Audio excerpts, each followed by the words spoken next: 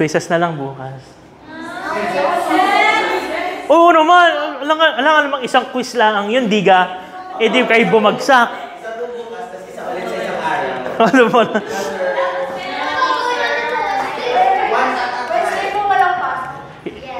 Hindi, kailangan ko pa ng pera. Sige, hatiin natin yung quizzes. Bukas ay IV at IV infusions at saka bioavailability. Yan. Magkasama yan. IV infusions, bioavailability. Then, siguro, titingnan. Then, may mga theoretical na tayo. Bawat topic may quiz na. Miss ko na po sir yung note ito. Miss mo na.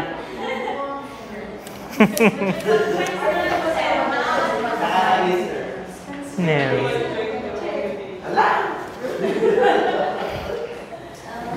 Okay? Next, we have our BCS. Our Biopharmaceutic Classification System. Okay? Itong BCS na to, it's just a template when we're trying to formulate drugs for oral administration. So it is a framework that classifies substances based on two things, solubility and permeability. When combined with dissolution, it takes into account three factors that govern the rate and extent of our oral dosage forms. These three are dissolution, solubility, and permeability. So, highlight niyo yung tatlong terms na yon. Disso, solubility, at intestinal permeability. Bakit importante yon? Kasi, kapag positive ka, hindi man positive, kapag maganda lahat ito, ang inyong drug candidate ay maganda for oral formulation. Itong tatlong ito ang pinaka-importanting factors for oral formulation.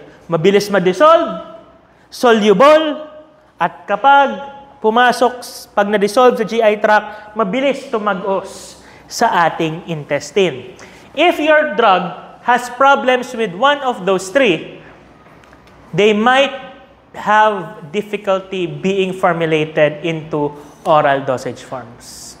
So again, BCS, parang framework siya to check if a drug is suitable for oral formulation. So let's start. So uluhin niyo yan. Class 1, Class 2, Class 3, Class 4. Class 1, high solubility, high permeability. Class 2, low solule, high perma. Class 3, high solule, low perma. And Class 4, low. Okay? Yan. Sasabihin ko na sa inyo agad kung ano ang importance yan. We should pick, when we are trying to make new drugs, ideally, we have Class 1 or Class 3. Yun ang best pick natin sa pag-design ng oral dosage form. Bakit? Permeability, hindi naman siya kasing laking factor ng solubility. Basta soluble yung gamot mo, malamang ma-absorb yan. Sa sobrang laki ng surface area ng inyong intestine, kahit medyo mabagal siyang mag-permeate, tatagos pa rin yan. Pero kapag bagsak ka sa solubility, kahit pa malakas yan tumagos, kung hindi siya soluble in the first place, wala ring point. Kasi bago ma-absorb, dapat solubilized muna. Naintindihan? Alin ang pipiliin? 1 and 3. Hindi ko sinasabi na pangit ang 2 at 4. Sinasabi ko lang na mas maganda ang 1 at 3. Okay? Kasi nga, mas madaling gawing gamot ang 1 at 3. 2 at 4, kailangan mo pang trabahuhin ng konti para mag-improve ang solubility. Hindi katulad ng 1 at saka 3, goods na right from the start. Okay? Ito ang pinaka magandang piece ng balita para sa inyo. A theoretical basis is made correlating drug dissolution and in vivo bioavailability. This approach is based on the aqueous solubility of the drug and the permeation of the drug. Itong nakalagay na ito, basahin ninyo. Basa!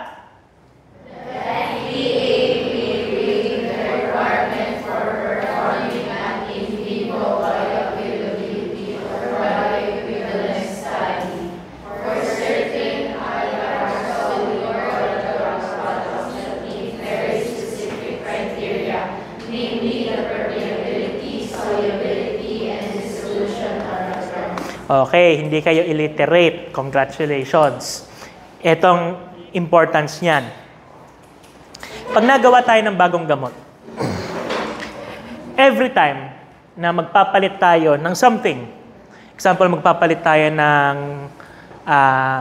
excipient, magpapalit tayo ng crystalline product, magpapalit tayo ng settings ng ating machine, magpapalit tayo ng machine, basta may binago tayo sa ating gamot, kailangan nating patunayan na ang kanyang bioavailability ay pareho. Okay? Isipin nyo ha. Kung ikaw ay nagkakalikot pa lang ng formula mo at may binago ka, you need to prove bioavailability. Now, the problem with bioavailability is that the highest way to gain evidence for bioavailability is to get a person, pakainin mo ng iyong gamot bago at certain periods of time, kukunan mo ng plasma. That process gets expensive very fast. Lalo na pag experimental lang inyong gamot. Unang-una, ethical clearance. Hindi ka basta-basta pwedeng, testingin mo naman yung gamot ko. Hindi po ganon. Pangalawa, mahal ang bayad sa ganon. Ikaw, papayag ka basta-basta na tetestingin mo ang hindi FDA-approved na gamot. Experimental pa lang. Bago mababa ang bayad. Bago pag na-hospital ka, babayaran ka rin ng kumpanya. Sure yun, pag namatay ka, babayaran ka ng kumpanya. May adverse effect, babayaran ka ng kumpanya. Na-hospital ka, babayaran ka ng kumpanya. Sagot ka ng kumpanya for clinical trials. Kaya mahal mag-develop ng gamot. I-multiply nyo yun every time na magpapalit ka ng formulation. Ay sige, wag starch, lactose. Ay mag-bioequivalence ka muna ulit. Kumuha ka ulit ng tao, painumin mo ulit. Bago tingnan mo ang plasma level concentration. It gets expensive very fast. Kaya nga minsan class, balik tayo dito. Kapag hindi class 2 or kung hindi class 1 or class 2, class 1 or class 3, hindi na tumama eh. Kung hindi man class 1 or class 3, minsan sobrang mahal na mag-formulate. Kasi ang pwede lang sa standards ng FDA is maganda itong tatlong ito. Pag maganda itong tatlong ito, pwedeng hindi ka na mag-test sa tao. Isa pa ha, pag maganda ang characteristics na ito, wine-wave na yung kukuha ka ng tao bago doon mo itetest at kukunin yung plasma level concentration. Pwedeng i-substitute na lang natin ay ang dissolution test. And that greatly decreases the price of development. Kung hindi mo na kailangan ng tao at saka dissolution test na lang, kahit magbago ka ng magbago, magdiso ka lang na magdiso. Anong puhunan mo? Tubig lang naman eh. At saka dissolution machine. Hindi katulad, kapag hindi ka pwede mag-substitute, every time na may babaguhin ka, tao ng tao, bayad ng bayad. Naintindihan. Yun po yung importante sa BCS. Dinedetermine na agad ng BCS alin ang possible na magandang candidate sa gamot. Alin yung practical i-develop. So una, solubility. Madali lang po kunin ang solubility. You simply need to calculate the solubility class by determining what volume of an aqueous medium is sufficient to dissolve the highest anticipated dose. Madali lang po yan. Kuha lang kayo ng siguro intestinal media. Ipatak nyo yung tablet, yung inyong active ingredient, makukuha nyo yung solubility ng inyong gamot. Although marami din namang ibang methods ng pag-determine ng solubility, pwede naman po pa rin yung ibang method. Basta importante, may solubility data kayo. Kapag bagsak kayo sa solubility, malamang bagsak ka na rin sa permeability. Kasi, hindi ma-absorb ang gamot kapag hindi solubilized. Naintindihan? Yes. Okay. Yan ang solubility. Sunod, permeability. Permeability is the ability of your drug to transverse the cell membrane. Okay? To be classified as highly permeable, it should have an absorption of greater than 90% in humans. Okay? Ngayon, paano na-determine ang permeability? Unang-una, we can predict that via getting our log-P or our oil and water coefficient. So it is a predictor of permeability. Pag mataas ang log-P, makakatagos yan sa cell membrane. But there are actual methods of determining permeability. Pwedeng in vivo intestinal perfusion studies in humans. Magbibigay ka ng gamot, then susukatin nyo ang plasma concentration after a few hours.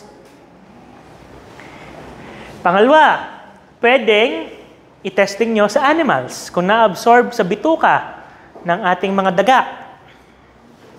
Pangatlo, kunin nyo yung bituka ng tao, ilabas ninyo, bago ilagay nyo sa isang chamber, maglagay kayo ng gamot sa loob, bago isara nyo, parang longganisa, bago lagyan nyo ng tubig.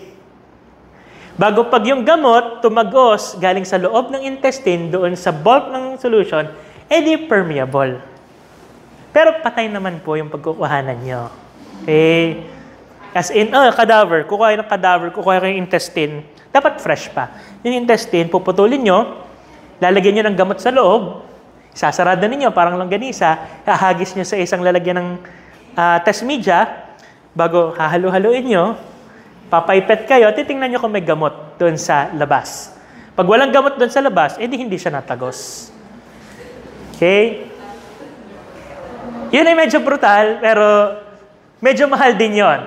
And lastly, pwede pong cultured human cells. Pero walang mamahal dito. Kasi kukuha ka ng buhay na tao.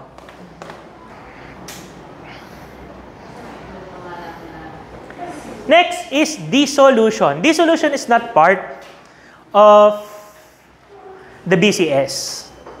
Pero, kung maganda ang iyong solubility at kung maganda ang iyong permeability, ang tangi mo na lang problemahin ay dissolution. Kaya pag maganda yung tatlong iyon, maganda ang pagpasok ng gamot sa katawan. So in dissolution, may specific test naman po tayo na kinoconduct.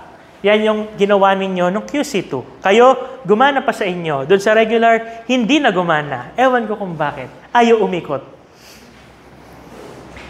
So an IR drug product is considered to be rapidly dissolving when not less than 85% is already dissolved after 30 minutes. Ay, nahihilo na ako. Okay? Sining. So the major aspects of BCS is permeability and solubility. Yun lang naman po, ulit-ulit lamang. And according to BCS, permeability, nabanggit ko na rin ito pala, sorry. Okay. Meron tayong bago-bago or mas modern. Meron tayong BDDCS, in which it takes into consideration drug metabolism and transporters. BDDCS. However, I think hindi pa rin ata siya ginagamit ng FDA ngayon as standards. Sinong gustong pumasok ng research? Yan, mga ganyan ang makakasalubong nyo. Kapag kayo ay regulatory officer, yan, ganyan. Pero hindi kayo magko-conduct. Kumbaga ay hihingi si FDA, ikaw hihingin mo dun sa chemist or sa pharmacist. Bago ilalagay mo, ifa-file mo ng malinis, dadalhin mo ng FDA bago yun ang buhay mo. Magpapaikot-ikot ka sa FDA at saka sa kumpanya. Okay. Ito, may exception naman tayo sa rules. Drug products which bioavailability or bioequivalence may be self-evident. Yung mga hindi mo na kailangan ipakita sa FDA na nagana siya. Okay? Una, obviously, kapag siya ay IV, wala siyang bioavailability. Full agad yon. So when it is IV solution, at siya ay merong NDA na, New Drug Application, you need not submit our equivalence data. Sunod, mga nilalahid, hindi na rin kailangan ng bioequivalence kasi nilalahid nga eh. Yan. So yung mga topical solutions, topical antifungals, hindi na po kailangan ng bioavailability. Obviously, kasi nga topical siya. So, hindi niya kailangan makarating sa dugo. The drug product is an oral product pero hindi kailangan ma-absorb. Again, oral siya pero local yung effect. Hindi niya kailangan ma-absorb. Example of this, Kremil S, cholestyramine, cholestipol, activated charcoal. Lahat yon nagana sa GI pero hindi kailangan ma-absorb ng katawan.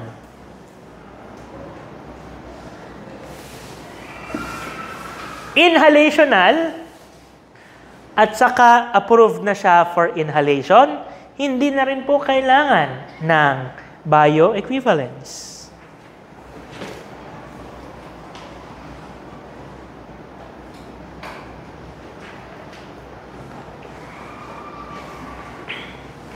Sunod, oral solution